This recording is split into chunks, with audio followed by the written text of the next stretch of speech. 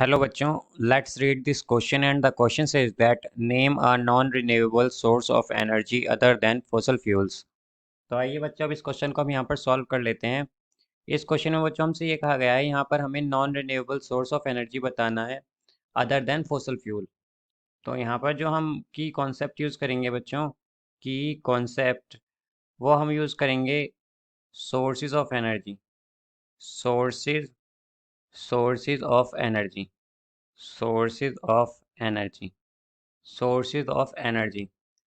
तो जैसे कि अगर हम यहाँ पर हमसे बच्चे नॉन रिन्यूएबल सोर्स की बात की गई है, तो non renewable source of energy जो होता है non renewable source of energy होता है बच्चों, बेसिकली वो सोर्स ऑफ एनर्जी होता है जिसे हम एक बार अगर यूज़ कर लें तो दोबारा यूज़ नहीं कर सकते और इन्हें मिलियंस ऑफ ईयर लगते हैं या थाउजेंड्स ऑफ ईयर लगते हैं बनने में।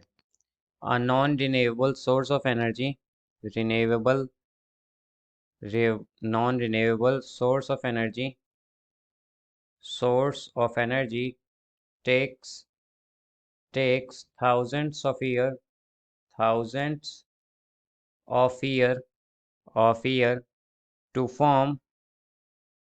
to form and and once used, और अगर ये एक बार यूज हो जाते हैं बच्चों, and once used it can not be used again, once used it can not be used again.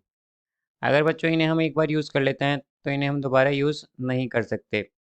इसके एग्जांपल हो सकते हैं बच्चों हमारे पास, जैसे कि अगर हम फॉसिल फ्यूल्स में काउंट करें तो कोल हो जाएगा यहाँ पर हमारे पास, नेचुरल गैस, और ये सब हमारे क्या होंगे, रिन्यूएबल्स, यहाँ पर non renewable source of energy होंगे फॉसिल फ्यूल्स में।